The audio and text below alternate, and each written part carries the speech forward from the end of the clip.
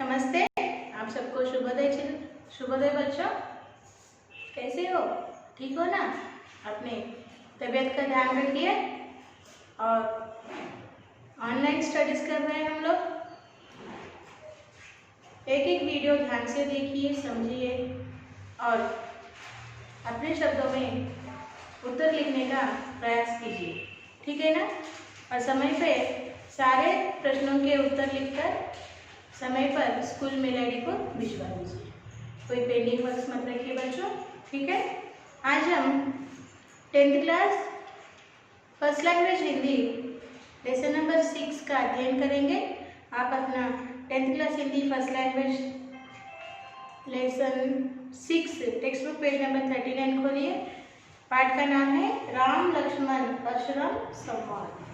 Okay, पाठ का नाम है राम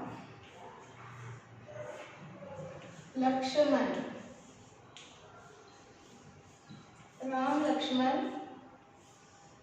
परशुराम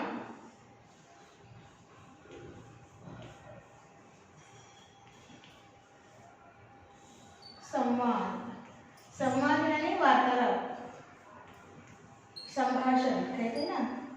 ओके, राम को हमें पता है ना, रघुराम, भगवान राम, उनके भाई, उनके छोटे भाई का नाम क्या है? लक्ष्मण। और परशुराम ये एक श्रेष्ठ महर्षि है, ऋषि है, बड़े ऋषि है, बहुत गुस्से वाले क्रोधी स्वभाव के ऋषि है। और राम, लक्ष्मण और परशुराम इनके बीच जो संवाद हुआ, वार्तालाप हुआ, बातचीत या संभाषण हुआ, उसको यहाँ पर तुलसीदास ने अपने दोहों में लिखा है। ये तुलसीदास के दोहे हैं। ओके, तुलसीदास जी ने यहाँ पे उसका वर्णन किया है। ओके, तो आज इस पाठ का हम अध्ययन करेंगे बच्चों। उससे पहले उन्मुखीकरण में आपको एक छोटा पैराग्राफ दिया गया है, देखिए। संस्कृति मानव जाति एवं मानवता का कल्याण चाहती है, जिससे मनुष्य का चरित्र उभरता है। संस्कृति का एक अंग साहित्य भी है, जिसमें मानवीय संस्कृति, आदर्श व सामाजिक घटनाएं प्रतिबिंबित होती हैं। ओके, सो मानव संस्कृति मानव जाति एवं मानवता का कल्याण चाहती है। संस्कृति का अर्थ क्या है? कल्चर। ओके, संस्कृति का अर्थ है कल्चर। ये संस्कृति क्या चाहती है? मानव जाति का तथा मानवता का कल्याण चाहती है, जिससे मनुष्य का चरित्र उभरता है। मनुष्य का चरित्र यानी कैरेक्टर, पर्सनैलिटी। संस्कृति के वजह से मनुष्य का चरित्र क्या करता है? उभरता का अर्थ क्या है? डेवलप होता है, विकसित होता है। संस्कृति का एक अंग साहित्य भी है। संस्कृति का एक अंग, संस्कृति का एक पार्ट, मेन पार्ट क्या है? साहित्य, लिटरेचर, जिसमें मानवीय संस्कृति, आदर्श व सामाजिक घटनाएं प्रतिबिंबित होती है। जिसमें साहित्य संस्कृति का एक प्रमुख अंग है, पार्ट है, जिसमें मानवीय संस्कृति यानी ह्यूमन कल्चर और आदर्श, मॉडल्स एंड सोशल इंसिडेंट्स क्या करते हैं? प्रतिबिंबित होना यानी रिफ्लेक्ट होते हैं। ओके, साहित्य में रिफ्लेक्ट होते हैं। आगे देखिए, इस पर आधारित आपको 3 प्रश्न पूछे गए हैं। संस्कृति से क्या आशय है? और दूसरा प्रश्न है, चरित्र निर्माण में संस्कृति की क्या भूमिका है? तो इसके उत्तर हम स्टडी मटेरियल से पढ़ेंगे। आपका स्टडी मटेरियल पेज नंबर बताती हूँ अभी आपको।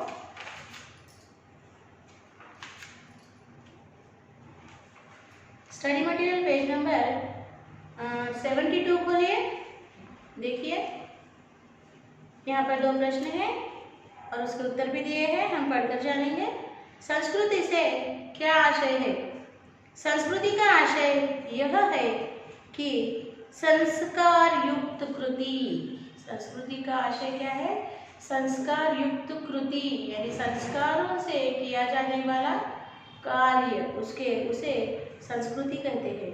अर्थात जो काम हम करते हैं उसमें संस्कार एवं संप्रदाय सिद्ध होना चाहिए। यानी जो काम हम करते हैं उसमें संस्कार होने चाहिए और संप्रदाय भी होने चाहिए। दूसरा प्रश्न है, चरित्र निर्माण में संस्कृति की क्या भूमिका है?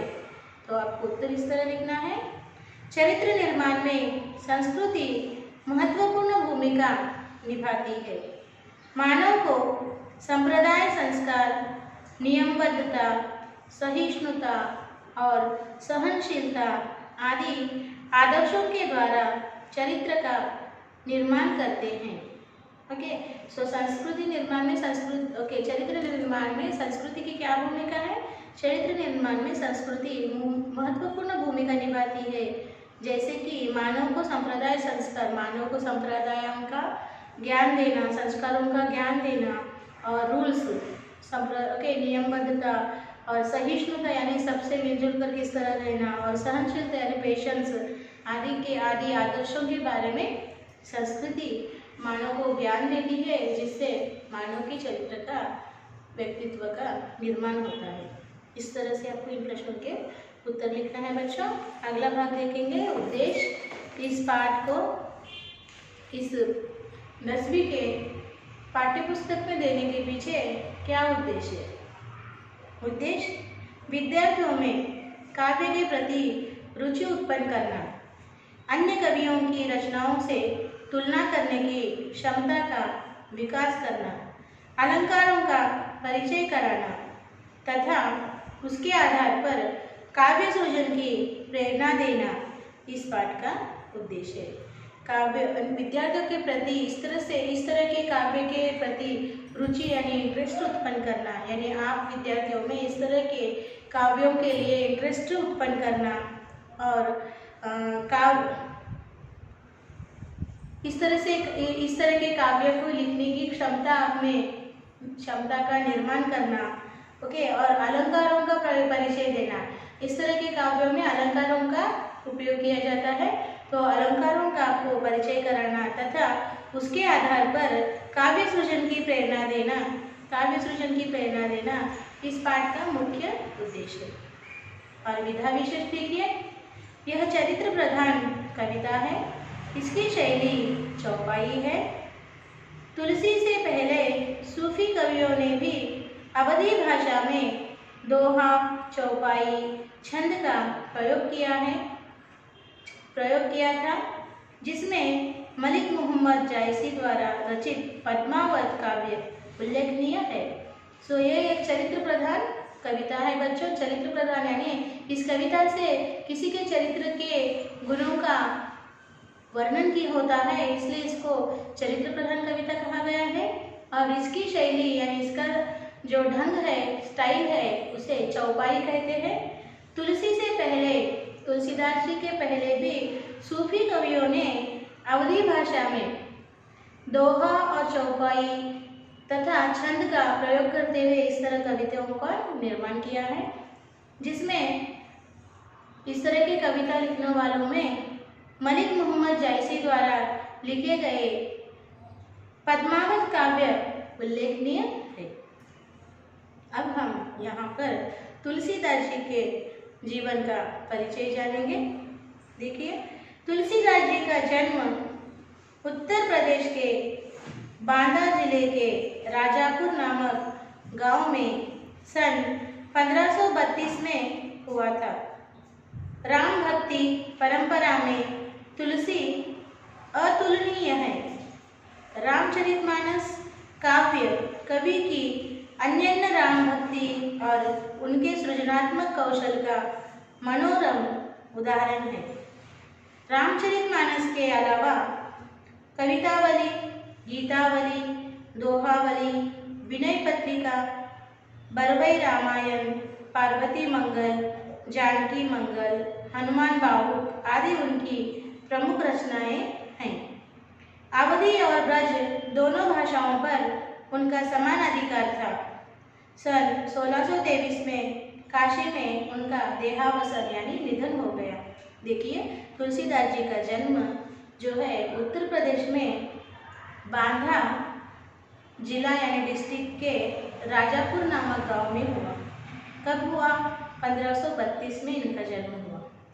राम भक्ति परंपरा, ये राम भक्त थे, ये राम भक्त थे, तो ये राम भक्ति परंपरा के तुलसी अतुलनीय यानी सर्वश्रेष्ठ भक्त माने जाते हैं। इन्होंने रामचरितमानस काव्य की रचना की, जो अनन्य राम भक्ति और सृजनात्मक कौशल का मनोरम उदाहरण है। जो अनन्य राम भक्ति, राम के जैसा, इनके जैसा राम भक्त कोई न होगा।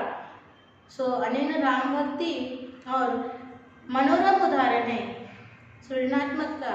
इस तरह से काव्य रचना रामचरितमानस इस तरह से भी लिखा जाता है, इस तरह से भी राम भक्ति का वर्णन होता है, इस तरह से भी राम भक्त होते हैं।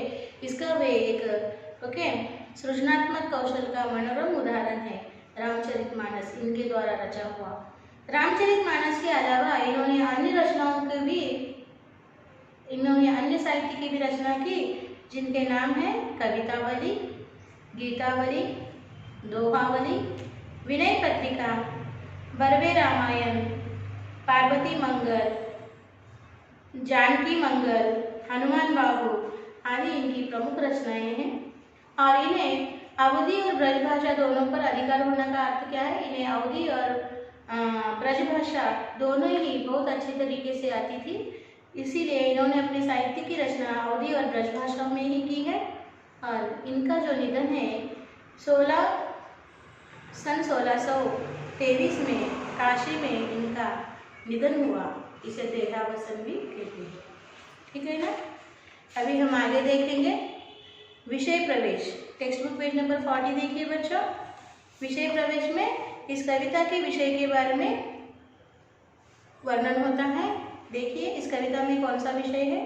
प्रस्तुत अंश, यानी इस कविता में जो कविता, इस पाठ में जो कविता दी है वो प्रस्तुत कविता का अंश रामचरितमानस के बालकांड से लिया गया है।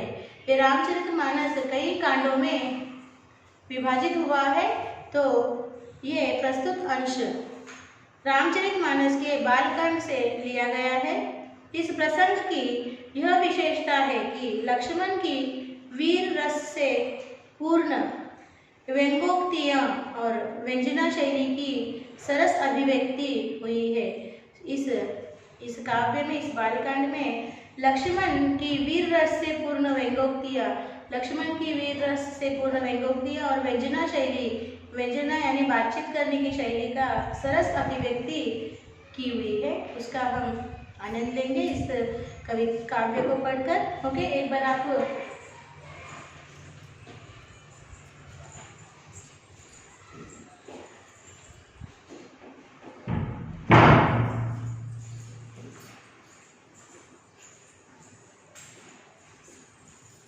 बच्चों, ये था हमारा विषय प्रवेश। आगे देखिए, अभी हम इसका जो है काव्य पढ़ेंगे, ओके ना, और समझेंगे। नाथ शंभु धनु भंजनी हारा, होई ही केऊ एक दास तुम्हारा। नाथ शंभु धनु भंज निहारा, होई ही केऊ एक दास तुम्हारा। आए सु काव कही किन मोही, सुनी रिसाई बोले मुनि को ही।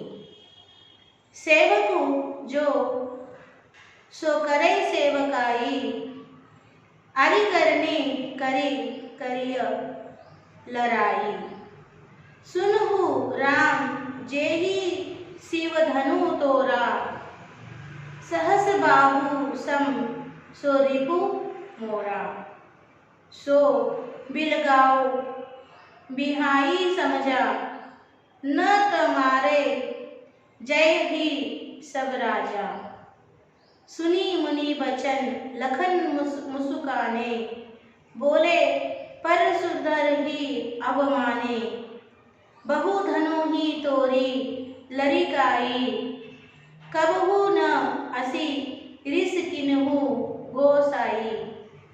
यही धनु पर ममता के ही हेतु, सुनी रिसाई कह भृगु कुल केतु। देखो शब्दार्थ क्या है। नाथ का अर्थ है भगवान यानी कि गॉड। शंभुधनु, शंभुधनु यानी पिताजी के समान, जस्ट लाइक फादर।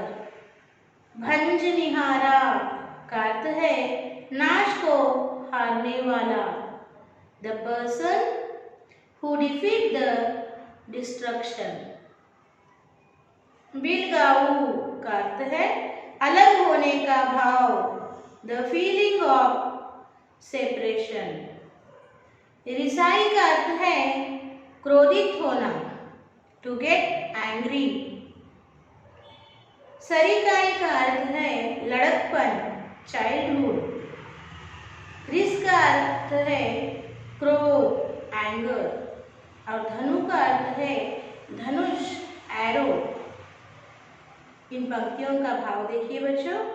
सभा में आकर मुनि परशुराम ने पूछा कि धनुष किसने तोड़ा। जनक ने कोई उत्तर नहीं दिया। सभा में लोग भयभीत हो गए, सीता देवी भी भयभीत हो गई, परंतु श्री राम धनुष तोड़ने के कारण न हर्षित हुए और परशुराम को देखकर न भयभीत हुए। रामचंद्र जी ने मुनि से इस तरह कहा, नाथ, आपके किसी सेवक ने ही इस शिवधनुष को तोड़ा होगा। आपकी आज्ञा को मुझे बताइए। रामचंद्र जी की बातें सुनकर मुनि को क्रोध आया। वे कुपित होकर बोले कि सेवक का काम है सेवा करना, ऐसा करने वाला मेरा दुश्मन है, मुझसे युद्ध करता है। इस शिवधनुष को तोड़ने वाले सहस्त्र बल वाला मेरा शत्रु है। इस समूह से बाहर निकालो, नहीं तो यहाँ के सभी राजा मारे जाएंगे। मुनि की बातों को सुनकर लक्ष्मण मुस्कुराते मुनि से बोले, मैं अपने बचपन में अनेक धनुष तोड़ा, किंतु आप कभी भी क्रोधित नहीं हुए। इस धनुष पर आपको इतना ममता क्यों है। देखिए किस तरह से दोनों भाइयों ने बहुत ही विनम्रता से परशुराम जैसे क्रोधित ऋषियों को शांत करने का प्रयास कर रहे हैं। ये प्रसंग सीता स्वयंवर का है, जब ये बालकांड से लिया गया है रामचरितमानस के। जब श्री राम जी लक्ष्मण जी के साथ सीता स्वयंवर में उपस्थित होते हैं और वहाँ शर्त होती है कि वहाँ पर एक शिवधनुष रखा होता है, उसको तोड़ना है। तो श्री राम जी उस शिवधनुष को तोड़कर सीता को जीत लेते हैं, मगर वहाँ पर परशुराम जी आते हैं। परशुराम जी के आने के कारण सीता जी के पिता जनक भी भयभीत यानी डर जाते हैं, क्योंकि परशुराम बहुत ही क्रोधित ऋषि है और क्रोध में आकर वो किसी को भी कुछ भी शाप दे देते हैं, और सीता भी डर जाती है। परंतु भगवान श्री राम ना तो डरते हैं ना ही भयभीत होते हैं।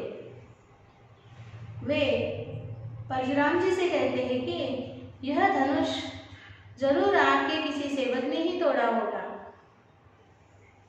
तब परशुराम कहते हैं कि सेवक का काम है सेवा करना। इस तरह से उद्दंडता करने वाला व्यक्ति मेरा सिर्फ शत्रु हो सकता है। जो इतना बलशाली है वो मेरा शत्रु है और उसे मुझसे युद्ध करना होगा, नहीं तो यहाँ पर उपस्थित सभी राजा मारे जाएंगे। तब श्री रामचंद्र जी के छोटे भाई श्री लक्ष्मण जी मुस्कुराते हुए परशुराम जी से कहते हैं कि मैंने बचपन में कितने ही धनुष तोड़े, मगर आपने कभी मुझे डांटा या गुस्सा नहीं किया। फिर इस शिवधनुष पे आपको इतनी ममता, इतना प्रेम क्यों है? ये थे इस पंक्तियों का भाव बच्चों, समझ में आ गया ना। तो आपको क्या करना है, अभी टेक्स्ट बुक में देखकर आपको नाथ शंभु धनु भंज निहारा, वहां से भृगु कुल केतु तक पंक्तियां, इस काव्य की पंक्तियों को टेक्स्ट बुक में देखकर क्लास बुक में लिखना है। लिखने के पश्चात मैं आपको इसके शब्दार्थ बोर्ड के ऊपर दूंगी। तो आपका क्लास बुक खोलिए और आपका किताब टेक्स्ट बुक आपके सामने रखिए और नाथ शंभु धनु वहां से लेकर भृगुकुल केतु तक इस कविता काव्य के पंक्तियों को लिखिए। फिर मैं आपको शब्दार्थ दे दूँगी, ठीक है ना। लिखना शुरू कीजिए।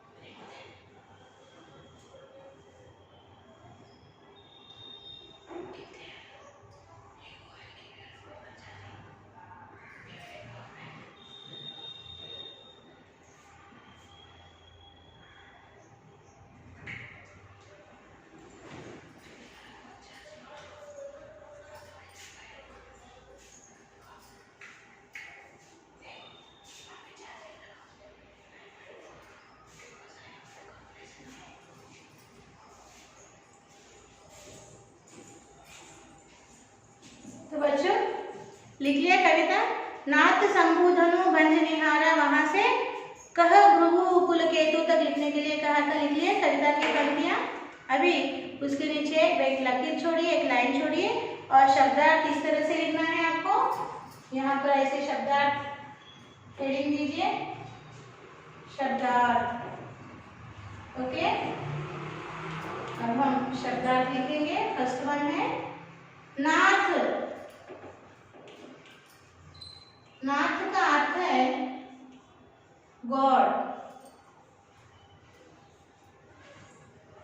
सेकेंड वन लिखिए भंज निहारा। भंज, भंज निहारा। भंज निहारा का अर्थ क्या है? The person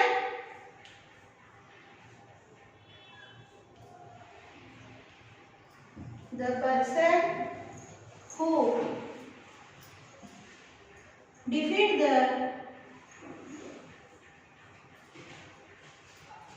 the person who defeat the destruction.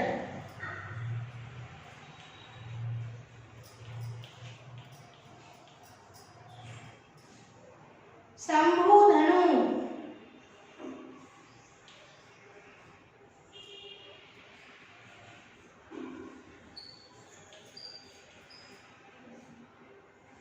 Shambhu धनु का अर्थ है just like father. Just like father. बिलगाऊ,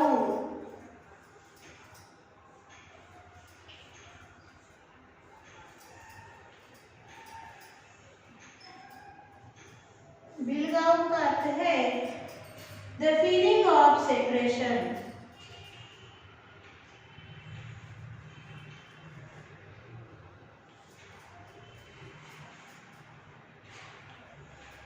the feeling of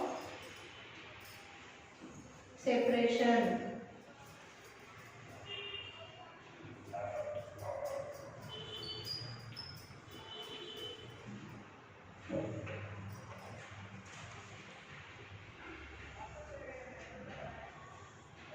रिस,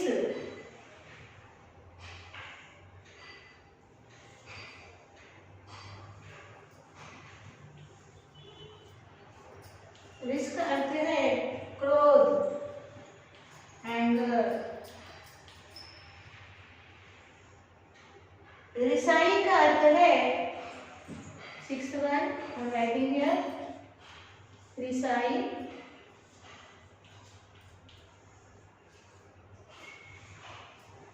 to get angry, to get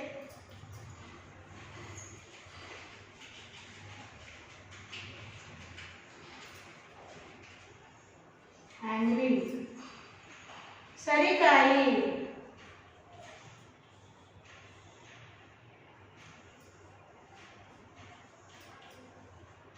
सरिकाई का अर्थ है चाइल्डहुड,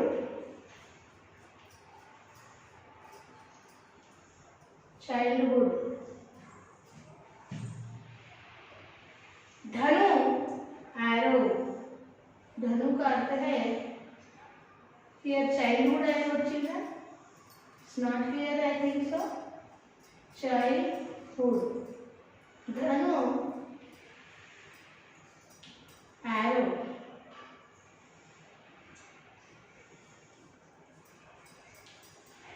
शब्द देखिए क्या दिया है यहाँ पर, नाथ, नाथ का अर्थ क्या है गॉड। भंज निहारा, the person who defeat the destruction. Shambhu धनु, जस्ट लाइक फादर। बिरगाड़ू, द फीलिंग ऑफ सेपरेशन।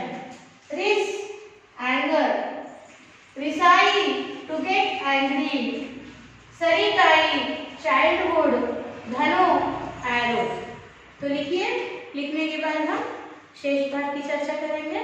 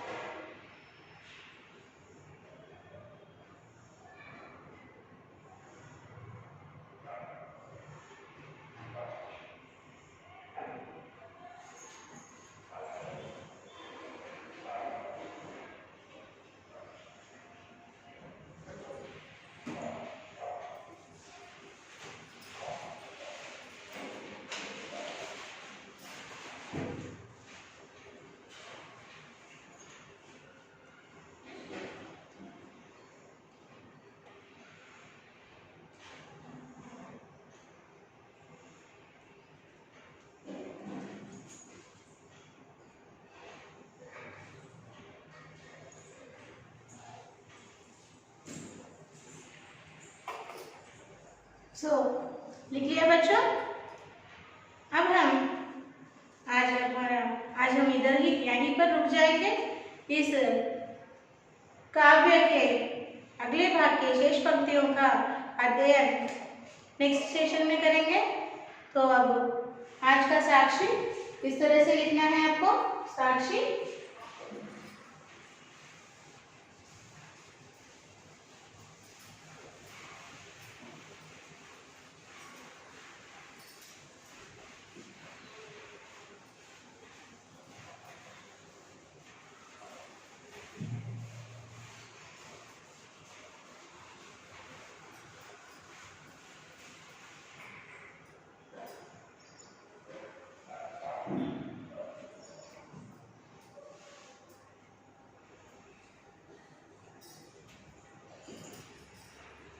साक्षी लिखिए।